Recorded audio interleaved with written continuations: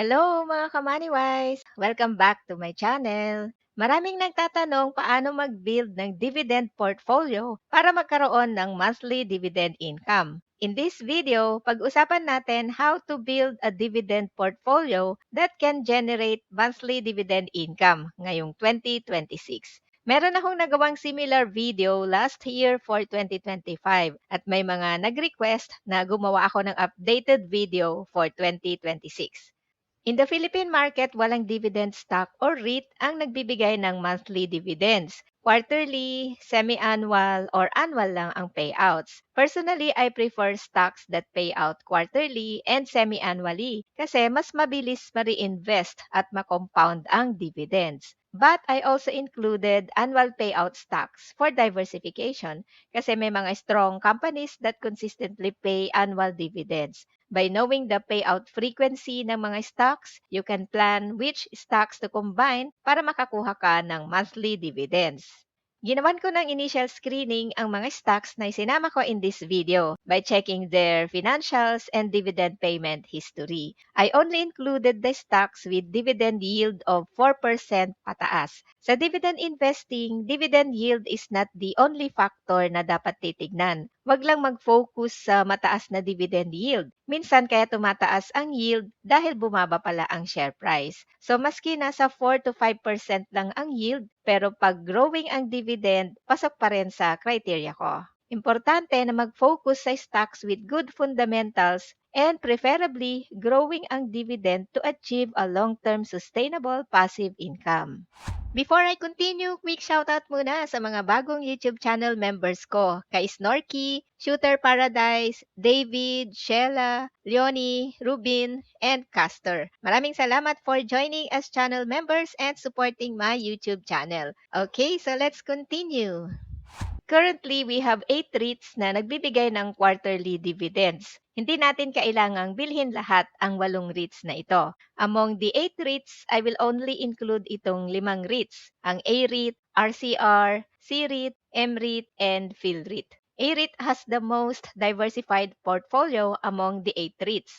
RCR naman is the most geographically diversified REIT at nag-diversify na rin siya to retail assets beyond office properties. C-REIT naman is the first renewable energy REIT in the Philippines. 100% ang occupancy rate niya with a weighted average lease expiry of 20 years. Ang MREIT ay nakafocus pa rin sa office properties, pero may plan na ito to diversify its portfolio beyond office properties by adding retail assets. Ang PhilREIT nag-diversify na rin to retail and meron din siyang medium to long-term strategy to include infusion of additional commercial assets in the future. Sa dividend stocks, merong 7 stocks na consistent na nagbibigay ng quarterly dividends. Ang OGP, LTG, RFM, GSMI, San Miguel Food and Beverage, FB, PS Bank, and Globe. I have 6 out of the 7 stocks. Wala lang ako dito ay PS Bank. Philippine Savings Bank is a subsidiary of Metrobank, focusing on consumer and retail savings banking services. Consistent siyang nagbibigay ng quarterly dividends. Ang SGP, baka raw mag-start ulit magbigay ng quarterly dividends since nagbigay siya ng dividend noong September and December 2025. Pero hindi pa ito confirmed kung magtuloy-tuloy siyang magbigay ng quarterly dividends. So hindi ko muna siya isasama sa stocks with quarterly dividends. Kung gusto mo siyang isama sa portfolio mo, it's up to you. Ito naman ang mga stocks with semi-annual dividends. I have Metrobank, DMCI Holdings, SCC, PLDT, Costco Capital, Pure Gold, Meralco, and Siang Properties. Kasama ang mga stocks na ito sa signature portfolio ko sa Dragonfly. Other stocks with semi-annual dividends include URC, ANS, A Soriano Corporation, AUB, Century Properties Group, PNB, Security Bank, and FGen. May isang stock na mataas ang dividend yield, ang SPC Power Corporation. Kaya lang magulo ang payment schedule niya, paiba-iba based sa kanyang dividend payment history. Last year, nagbigay siya ng dividend noong June, and then January this year, meron siya ulit dividend. Not sure kung mag-twice a year siya or once a year lang. Kaya hindi ko muna isasama dito sa listahan ko. Pero kung gusto mong isama ang SPC sa portfolio mo, then it's your choice. It's up to you. Ito naman ang mga stocks na consistent na nagbibigay ng annual dividends. Madami ang stocks that give annual dividends, including Aboitiz Power, Robinsons Land Corporation, RRHI, MWC, The Keepers Holdings, AEV, Mega World, Cebuland Masters, PhilInvest Land, Rockwell Land, Conception Industrial, DNL Industries, CEU, East West Bank, Panasonic, and Solid Group. Gusto ko isama ang Maynilad dito, kaya lang wala pang cash dividend declaration as of the making of this video. At hindi pa natin alam kung annual ba or semi-annual ang payout. Hopefully around March or April based sa previous payout niya sa private investors niya. Ang projected dividend per share ng Dragonfly ay nasa 1 to 1.2 pesos per share. So, dividend yield at the price of 17.6 pesos is 5.68% to 6.8%. Let's start sa January. Based ito sa actual payment schedule noong 2025. Pwedeng same pa rin ang schedule ngayong 2026 pero pwede ring magbago. January ang pinakamatumal. For January, sirit lang ang included sa listahan natin. Dividend yield is 5.8%. At tapos na rin ang dividend payout nito ngayong January. Matumal din ang February. Ang RFM at PS Bank ay nag-declare na ng cash dividend for February. Ang RFM quarterly payout siya, pero last year nakalimang payouts siya, including special dividend. Maski tumaas na ang price ng RFM ngayon, mataas pa rin ang dividend yield niya at 8.26%. Ang RCR nagbigay ng dividend last year around end Feb. So, waiting pa for the cash dividend declaration of RCR for February.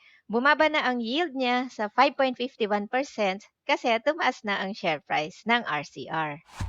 For March, maraming stocks ang nakaschedule magbigay ng dividends.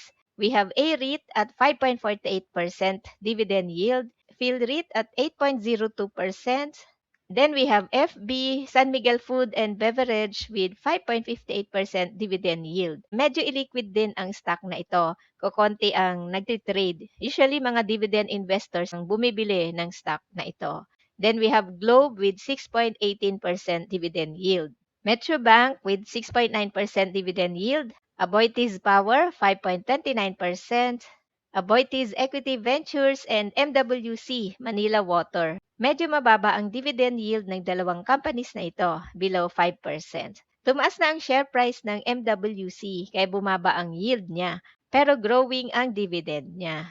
Usually, April is a dividend-heavy month sa Philippine stock market. Maraming companies ang nagdi-declare ng cash dividends after ma-release ang annual financial statements. Kaya umuulan ng dividends tuwing April. We have GSMI with 5.56% yield, MREIT at 7.25% yield. Ang LTG, isa sa pinakamataas magbigay ng dividend, kaya maraming may favorite sa LTG.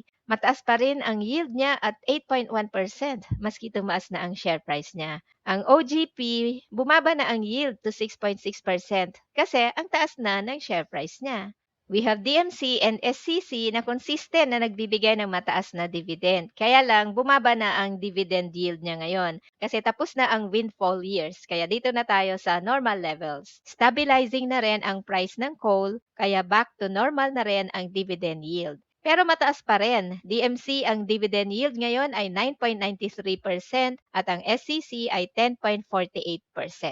Meralco with 4.29% dividend yield, PLDT 7.05%, Siang Properties 7.25% yield, PNB with 4.52% yield. Last year lang ulit nag-start magbigay ng cash dividend ang PNB after 9 years. So sana magtuloy-tuloy na siyang magbigay ng semi-annual dividends.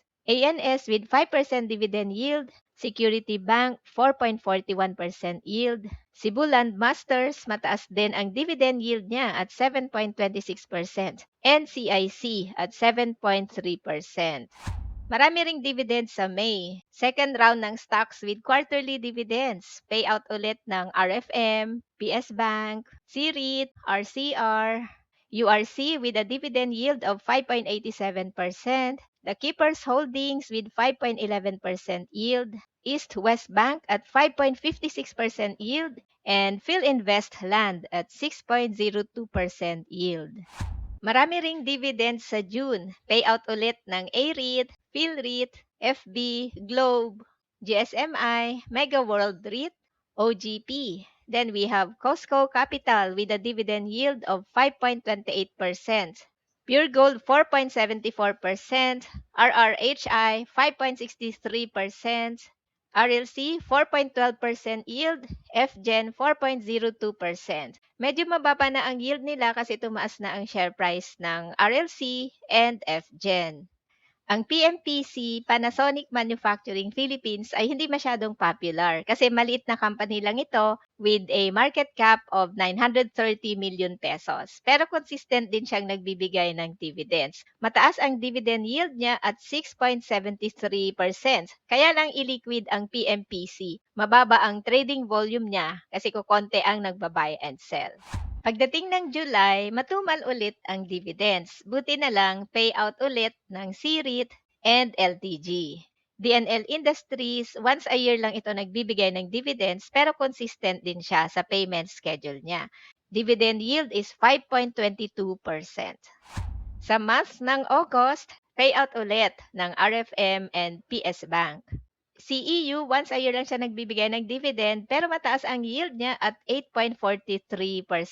Illiquid din ang CEU, kukonti rin ang nagtitrade ng stock na ito. AUB ay isa rin sa mga illiquid stocks. Maliit ang trading volume niya kaya hindi rin ganon ka-volatile ang share price niya. Dividend yield ay 4.76%.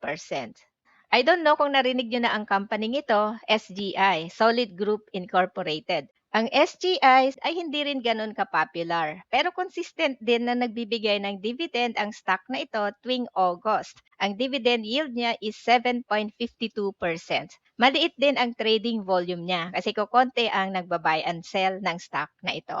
Then we have CPG with a dividend yield of 6.83%. September is another dividend-heavy month sa Philippine stock market after ma-release naman ang first half earnings reports ng mga kumpanya. Kaya umuulan din ng dividends tuwing September. Payout ulit ng mga stocks and REITs with quarterly dividends gaya ng A-REIT, PhilREIT, FB, Globe, GSMI, M-REIT, LTG, OGP, RCR, AUB, Metrobank, PLDT, Meralco, and Shang Properties. Second payout din ng Pure Gold and Costco. Ang Mega World Corporation at Rockwell Land ay once a year lang nagbibigay ng dividend. September naman ang schedule nilang magbigay ng dividend. October, payout ulit ng C-REIT, RFM, URC, ANS, and CPG. Pagdating ng November, medyo matumal ulit. Second payout naman ng DMC and SCC, PS Bank and Security Bank. Dividend season ulit pagdating ng December. Madami ulit magbibigay ng dividends. Para ka na ring may Christmas bonus, kaya exciting. Payout ulit ng A-REIT, PhilREIT, FB, Globe, GSMI, M-REIT, LTG, OGP, RCR, and FGen. You don't have to include all the stocks na kasama sa videong ito. Pili ka lang ng stocks that meet your criteria and investing strategy. And then focus on adding more shares. Sa dividend investing, volume is the key kasi more shares equals more dividends. Okay lang mag-average up pag tumaas na ang price kung gusto mong makarami ng shares para mas malaki rin ang dividend na makukuha mo. Kasi ako nag-average up din ako kung gusto kong magdagdag ng shares. Ito naman ang summary ng schedule ng dividend payouts from January to June. You can take a screenshot. Kitang-kita dito kung anong buwan ang pinakamadami. Ito naman from July to December. September ang pinakamadami dito.